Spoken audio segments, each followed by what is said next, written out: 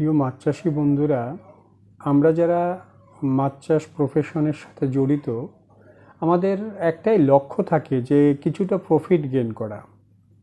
আর সেই profit gain করার লক্ষ্যে আমরা সব ব্যবস্থাই গ্রহণ করে থাকি যাতে আমাদের পুকুরের প্রাকৃতিক পরিবেশ ঠিক থাকে, আমাদের পুকুরে পর্যাপ্ত পরিমাণে প্রাকৃতিক খাদ্য উৎপাদন হয়, যাতে পুকুরে অ্যামোনিয়া গ্যাস না হয়, কখনো অক্সিজেন স্বল্পতা না হয়, এবং অতি গরমে, অতি বৃষ্টিতে, অতি শীতে মানে কখনোই যেন আমাদের পুকুরের প্রাকৃতিক পরিবেশের উপরে কোনো রকম বিরূপ প্রতিক্রিয়া না পড়ে, এবং আমাদের মাছের যাতে কোনো রোগ ব্যাধি না হয়, আমাদের মাছ যাতে খুব দ্রুত বৃদ্ধি পায়, এবং আমরা যাতে প্রাকৃতিক খাদ্য তৈরির মাধ্যমে মাছের 40 থেকে 50 ভাগ খাদ্য খরচ আমরা কম করে পারি, এই লক্ষ্যে আমরা সব ব্যবস্থাই নিয়ে থাকি। কিন্তু তারপরেও কখনো কখনো কিছুটা গণ্ডগোল হয়ে যায়, সমস্যাটা হয়ে যায়। তো আমরা যদি এই সমস্যাটা যাতে কখনোই না হয় সেজন্য আমরা যদি একটা প্রোবায়োটিক পুকুরে আমরা ব্যবহার করি, তাহলে আমাদের পুকুরের মাছ, পুকুরের প্রাকৃতিক পরিবেশ, প্রাকৃতিক খাদ্য সব কিছু আমাদের নিরাপদ থাকবে। কিন্তু বর্তমান বাজারে প্রোবায়োটিকের যে দাম, প্রায় 700, 800, 1000 টাকা পর্যন্ত প্রোবায়োটিকের লিটার, সেটা তো আসলে আমাদের সবার জন্য বা কেনা বা ব্যবহার করাটা হয়ে ওঠে না। এটা সাধারণত কমার্শিয়াল চাষিরাই একটু বেশি ব্যবহার করেন। কিন্তু আমরা যদি আমাদের হাতের কাছে প্রাপ্ত খুব সামান্য কিছু জিনিস দিয়ে খুব অল্প খরচে আমরা যথেষ্ট উন্নত মানের, মানে সবচেয়ে ভালো মানের প্রোবায়োটিকটা আমরা নিজেরা তৈরি করতে পারি, তাহলে কেমন হয়?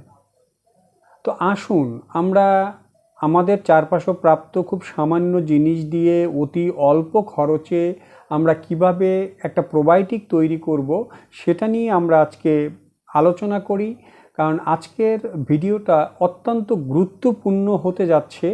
আশা করি পুরো ভিডিও জুড়ে আপনারা আমার সাথেই রাখবেন, এবং আমি যে উপকরণগুলোর কথা বলবো আপনারা চাইলে একটু ডায়েরিতে সেটা লিখে রাখতে পারেন, যাতে বারবার ভিডিওটা দেখতে না হয়, বা আপনি যে কোনো সময় হাতের কাছ থেকে আপনি ডায়েরিটা খুলেই সেটা দেখতে পারেন। তো আসসালামু আলাইকুম, আমি ফকির সায়েম, আপনারা দেখছেন আপনাদেরই কৃষিভিত্তিক ইউটিউব চ্যানেল ফ্লাইং ফিশ 007। প্রোবায়োটিকটা আসলে কি? এটা হলো একটা জীবন্ত অণুজীব, একটা গুড ব্যাকটেরিয়া, যেটা কালচারের মাধ্যমে আমাদের পুকুরে কোনো রকম কোনো প্রাকৃতিক দুর্যোগ, রোগ ব্যাধি, অ্যামোনিয়া গ্যাস, অক্সিজেন স্বল্পতা বা অতি গরমে, অতি শীতে কোনো রকম কোনো বিরূপ প্রতিক্রিয়া পড়বে না। আমাদের মাছের শরীরে যথেষ্ট পরিমাণে গুড ব্যাকটেরিয়ার উৎপাদন হবে, যাতে মাছ সুঠাম দেহের থাকে এবং দ্রুত বৃদ্ধি পায়। তো এটা কমার্শিয়াল চাষিরা ব্যবহার করেন, কারণ তারা কোটি কোটি টাকার বিজনেস করে থাকেন। তারা চান যাতে কোনোভাবে যেন তাদের এতে লস না হয়। কিন্তু একটা কথা আমাদের প্রত্যেক চাষির মনে রাখা উচিত, যে একজন কমার্শিয়াল মাছ চাষি, তার যদি কোটি টাকার মধ্যে কিছু লস হয়, সে লাখ টাকা দিয়ে আবার তার প্রজেক্টটাকে শুরু করতে পারবে। কিন্তু আমরা যারা 1000 টাকার চাষি, আমাদের যদি কোনো রকম সমস্যা হয়, তাহলে তো আমাদের আর উঠে দাঁড়াবার মতো কোনো শক্তিই থাকবে না। সেক্ষেত্রে এই প্রোবায়োটিকটা আমি মনে করি আমাদের প্রত্যেক চাষির জন্য খুব এসেনশিয়াল, যথেষ্ট পরিমাণে এসেনশিয়াল একটা প্রোডাক্ট। তো এটা আমরা সাধারণত বাজার থেকে কিনে থাকি। তো প্রোবায়োটিকের কথা বললে আমি বলবো যে বিদেশ থেকে যে প্রোবায়োটিক আমাদের দেশে আসে, সেই বিদেশি প্রোবায়োটিকের চেয়ে আমাদের দেশি প্রোবায়োটিক অনেক ভালো, এবং দেশি প্রোবায়োটিকের চেয়ে আমাদের হাতে তৈরি প্রোবায়োটিক আরও অনেক অনেক গুণে ভালো। মানে 100-এ 100% আমাদের হাতে তৈরি প্রোবায়োটিক। এটা কেন? আমি ছোট্ট একটা এক্সাম্পল দিতে চাই, যে আমরা প্রোবায়োটিক অনেক চাষিরা ব্যবহার না করলেও আমরা ইস্ট ব্যবহার করে থাকি আমাদের ফার্মেন্টেড ফিড বা ফার্মেন্টেড বা জুসের ক্ষেত্রে আমরা ইস্টটা ব্যবহার করি। কিন্তু আমিও ইস্ট ব্যবহার করি, কিন্তু আমি অনেক সময় দেখেছি আমরা কিন্তু চাষিরা এই ইস্টটা কি, এটা কি জীবন্ত না অর্ধমৃত্যু না মৃত্যু, এটা আমরা কখনো ল্যাবে পরীক্ষা করাই না, বা আমরা যখন ব্যবহার করি তখনও আমরা পরীক্ষা করি না। আমি আমার বাস্তব ক্ষেত্রে আমি দেখেছি, আমি একটা খুব নামি দামি ব্র্যান্ডের ইস্ট আমি খাবার ফার্মেন্টেড এবং ফার্মেন্টেড জুস করার ক্ষেত্রে আমি ব্যবহার করি। তো আমি অনেক সময় দেখেছি যে যখন কুসুম গরম পানিতে কিছুটা চিটাগুড় বা চিনি দিয়ে যখন ইস্টটাকে লাইভ করার জন্য আমরা 3-4 মিনিট আমি রেখে দেই, অনেক সময় দেখেছি যে একই ব্র্যান্ডের ইস্ট, কিন্তু কখনো কখনো সে পাত্রটা পুরো ফেনায় ভরে গেছে, মানে সমস্ত অণুজীবগুলো জীবন্ত।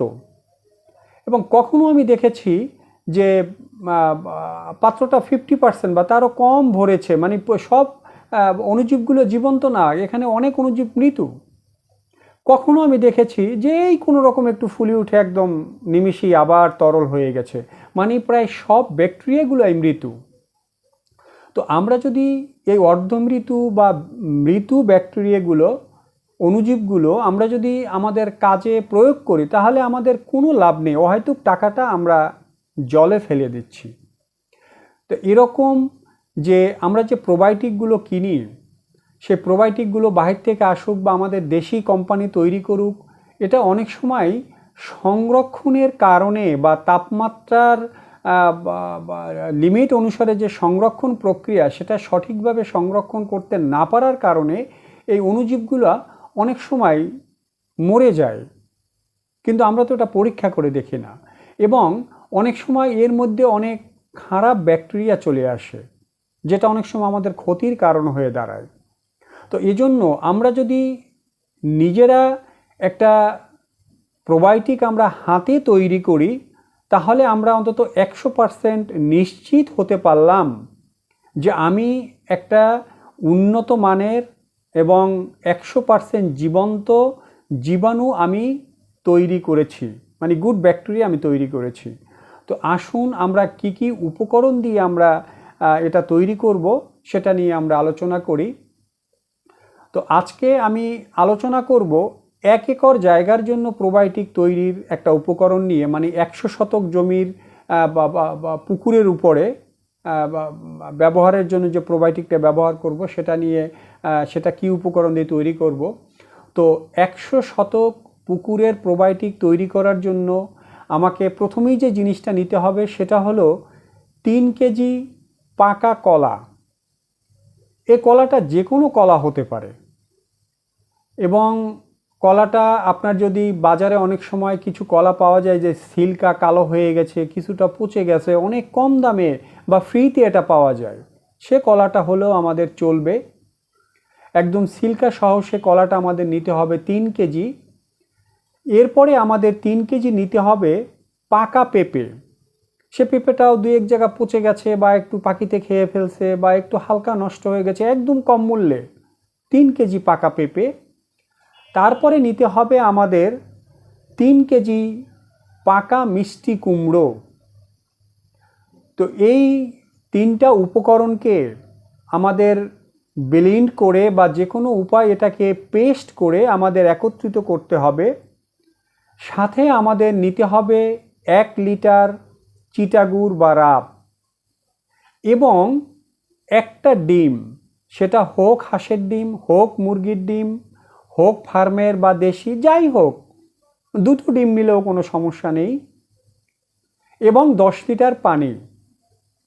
তা এটাকে একত্রে ভালো করে ঘেটে একটা বড় ড্রামে, যেন মিনিমাম 100 লিটার পানি ধরে এমন একটা ড্রামের ভিতরে এটা রেখে এটাকে আমাদের এয়ারটাইট করে বেঁধে দিতে হবে। সেটা হোক ঢাকনা দিয়ে, হোক একটা মোটা পলি দিয়ে ভালোভাবে বেঁধে দিতে হবে। বেঁধে 2 দিন রাখার পরে প্রতিদিন আমাদের ওই ঢাকনাটা খুলে আমাদের এই যে 3 কেজি পাকা পেঁপে, 3 কেজি পাকা কলা, 3 কেজি মিষ্টি কুমড়া, 1 লিটার চিটাগুড়, একটা ডিম, যে 10 লিটার পানি দিয়ে আমরা যে মিশ্রণটা করে রেখেছি, এটাকে আমাদের ভালো করে একটু ঘেঁটে দিয়ে 2-4 মিনিট ঢাকনাটা খোলা রাখতে হবে, যাতে কোনো রকম কোনো গ্যাস বা বিষক্রিয়া ভিতরে তৈরি না হয়। কারণ যদি কোনো রকম কোনো বিষক্রিয়া তৈরি হয় বা গ্যাস তৈরি হয়ে যায়, তাহলে আমরা যে ব্যাকটেরিয়ার কালচারটা করতেছি সে ব্যাকটেরিয়াগুলো মারা যাবে। তো এভাবে 2 দিন পর থেকে প্রতিদিন একবার করে ঢাকনাটা খুলে আমাদের সেই উপকরণগুলোকে ভালো করে একটু নেড়ে বা ঘেঁটে দিতে হবে। এই প্রক্রিয়াটা আমাদের চলমান থাকবে 3 সপ্তাহ, অর্থাৎ 21 দিন। তো 21 থেকে 22 দিন পরে আমাদের এই উন্নত মানের প্রোবায়োটিক মানে গুড অণুজীব আমাদের তৈরি হয়ে গেল। এখন আমাদের এটা 1 একর পুকুরে প্রয়োগ করার জন্য একদম রেডি। তো আমরা যখন এটা প্রয়োগ করব, প্রয়োগ করার সময় সাথে আমাদের 50 লিটার বা 100 লিটার পানি নিতে হবে এবং 3 থেকে 5 লিটার চিটাগুড়, 3 লিটারও নিতে পারেন, 5 লিটারও নিতে পারেন চিটাগুড়। এবং সেই পানিটা অবশ্যই আপনি যে পুকুরে মাছ চাষ করছেন, যে পুকুরে প্রোবায়োটিকটা ব্যবহার করবেন, সেই পুকুরের পানি নেওয়াটাই সবচেয়ে ভালো। তো এটা নিয়ে ভালো করে ঘেঁটে আপনি সারা পুকুরে এটা ছিটিয়ে দিলেন। এখন সবার পুকুর যে 1 একরের হবে এমন তো কথা নয়। যার বড় সে একটু বেশি তৈরি করবেন, যার ছোট সেটা তৈরি করে একটা জার বন্দি করে রাখবেন। এখন এই উপকরণগুলো হিসাব করে দেখেন যে কত লিটার হলো, তাহলে 5 শতকে আপনার কতটুকু দিতে হবে। এরপরে আপনি একটা সার্কেল যখন আপনার প্রোবায়োটিক তৈরি হয়ে গেল, এরপর আপনি দ্বিতীয় আর একটা সার্কেল আবার আপনি রেডি করে দিলেন।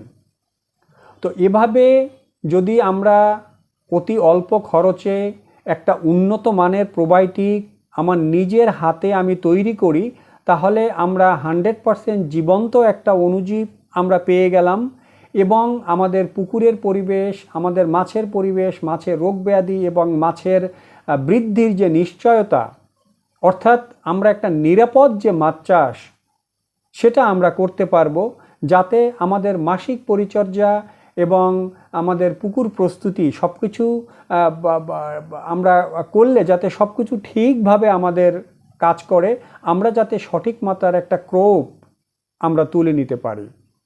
তো আশা করি আজকের এই প্রোবায়োটিক তৈরির উপকরণ এবং